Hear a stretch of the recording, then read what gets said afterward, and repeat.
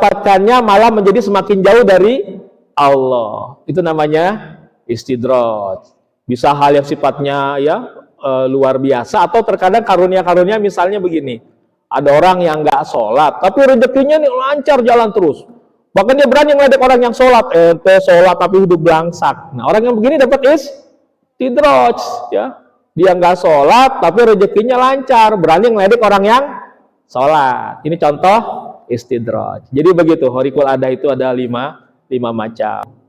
Jadi tugas mubalik hanya membuat orang dari tidak tahu menjadi tahu. Setelah tahu, orang belum tentu mau.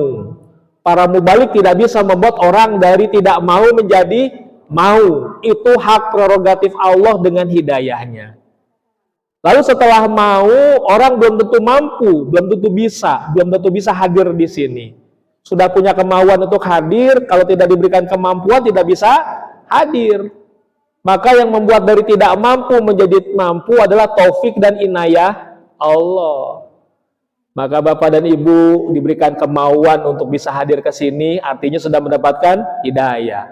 Diberikan kemampuan untuk hadir, namanya diberikan taufik dan inayah Allah.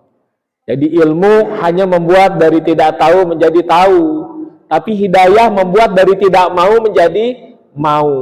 Taufik dan inayah Allah membuat dari tidak mampu menjadi mampu. Maka tadi saya katakan Bapak dan Ibu sudah mendapatkan taufik dan hidayah Allah. Maka ini nikmat yang sangat besar.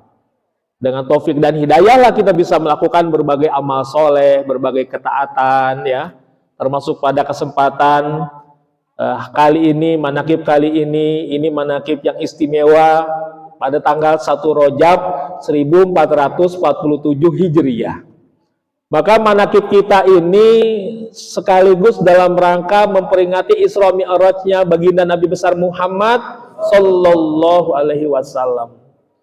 Dan memang dibimbingkan oleh Pangersa Abah, khusus bulan-bulan tertentu dalam 1 tahun itu ada 3 bulan saja yang setelah pembacaan ayat suci Al-Qur'annya ditambahkan dengan sholawat badar.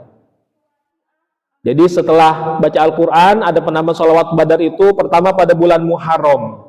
Kenapa? Dalam rangka memperingati hijrahnya baginda Nabi besar Muhammad Sallallahu Alaihi Wasallam. Pada bulan Rabiul Awal pun setelah ayat suci Al-Quran ditambahkan sholawat badar. Dalam rangka apa? Memperingati maulidnya baginda Nabi besar Muhammad Sallallahu Alaihi Wasallam. Dan pada bulan Rajab pun, ya, setelah ayat suci Al-Quran itu harus dibacakan sholawat badar dalam rangka memperingati Isra Mi'rajnya baginda Nabi besar Muhammad Sallallahu Alaihi Wasallam. Makanya mankobahnya juga harus sesuai. Kalau masuk bulan Rajab yang dibaca mankobah di bulan Rajab. Karena Bekasi punya kebiasaan terkadang cara membaca mankobahnya, patokannya, oh kalau belum tanggal 11 Hijriah belum ganti nih. Karena mengikuti Suryalaya. Ini juga mengikuti Suryalaya. Ya, ada pendapat memang itu pendapat dari 1-2 orang mubalik yang mengatakan ikhwan jangan membaca mankobah mendahului pondok pesantren Suryalaya. Maka ada kalanya kalau misalnya Suryalayanya belum manakib nih bulan Rajab nih. Sekarang kan tanggal 1 nih.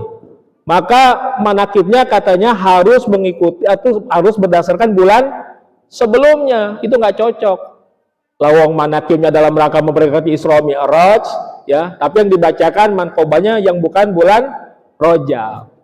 Maka yang pendapat yang lebih kuat adalah ya di bulan apapun walaupun Suryalaya belum tanggal 11 Hijriahnya belum mulai, tapi kan kita berdasarkan mengikuti tahun-tahun sebelumnya. Jadi kita sekarang ini berdasarkan tahun-tahun sebelumnya setiap bulan Rajab nggak pernah berubah. Yang dibaca mankobah yang ke-11. Jadi sinkron, ya. Jadi sinkron, ya. Manakibnya dalam rangka Isra Mi'raj, yang dibaca juga mankobah yang terkait dengan Isra Mi'raj. Ya seperti tadi. Tapi cara memahami mankobah memang ya tidak mudah. Karena mankobah itu ada kalanya memang kejadian-kejadian yang seperti mankobah tadi itu adalah hasil mukasyafahnya Syekh Rosidin Al-Junaidi. Jadi diriwayatkan dari beliau memang bukan berdasarkan riwayat sebagaimana kalau orang bercerita tentang hadis. An riwayat secara zahir. Ini adalah pengalaman mukasyafah. Maka jangan dibenturkan dengan hadis-hadis yang bercerita tentang kejadian Isra Mi'raj. Ini pengalaman mukasyafah, ya. Dan pengalaman mukasyafa ini dari seorang ulama yang bahkan kalau kita baca teks aslinya dikatakan wahidu asrihi. Jadi seseorang yang dianggap punya kedudukan tinggi pada masanya. Karena orang yang sudah memiliki ilmu keulamaan dan juga punya kebeningan hati sebagai seorang aulia. Maka beliau mengalami mukasyafa. Jadi kejadian tadi jangan dianggap, oh ini kan nggak sama dengan kisah-kisah di hadis sahih. Memang ini bukan berdasarkan riwayat hadis, tapi pengalaman mukasyafa, ya. Pengalaman mukasyafa seorang aulia Allah. Dan ketika dikatakan Tuhan saya hadir itu bukan berarti Tuhan saya hadir secara fisik, tapi ruhnya. Begitu, ya. Bahkan kata para ulama, kita tidak akan hadir di sini ya kalau tidak hadir ketika saat itu. Karena pada saat itu memang ruang dan waktu oleh Allah sedang dienolkan. Dalam arti buat Rasulullah itu masa lalu, masa sekarang, masa yang akan datang itu menjadi pada waktu yang bersamaan. Maka seluruh ruh itu berkumpul. Termasuk ruh kita sebenarnya ya, kita yang belum terlahir itu semua berkumpul pada masa itu. Cuma karena kita bukan apa-apa, bukan siapa-siapa, tidak punya peran. Nah, Tuhan saya itu ruhnya calon wali besar, calon Gausul Azam. Ya, maka seolah-olah maka dalam pengalaman mukasyafa tersebut terlihat ruhnya Tuhan saya itu mengambil peran penting. Jadi ini bukan Tuhan saya dalam bentuk fisik, ya, karena Tuhan saya belum dilahirkan. Beliau lahirnya tahun 470 Hijriah, wafatnya 561 Masehi. Ya, jadi untuk memahami karomah itu, ya. Kalau sementara kita belum paham, tawakufkan saja. Jangan kita, ini nggak masuk akal nih, langsung menolak. Ya, hati-hati.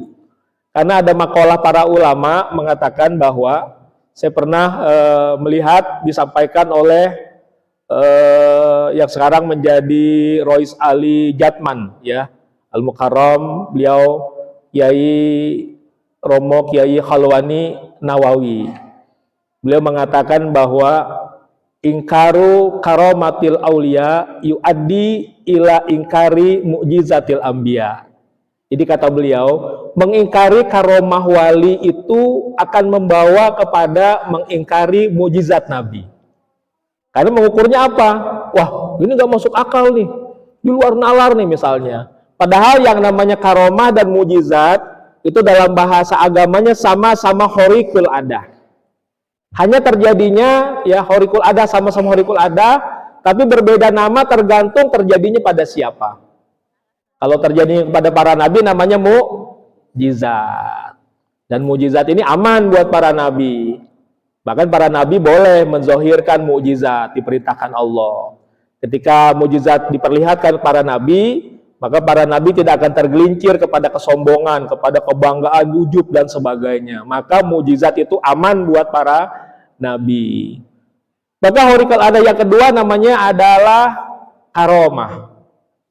Ya, karomah ini sebuah kejadian luar biasa, khariqul adah pada kekasih Allah. Hanya saja karomah itu tidak aman buat para wali.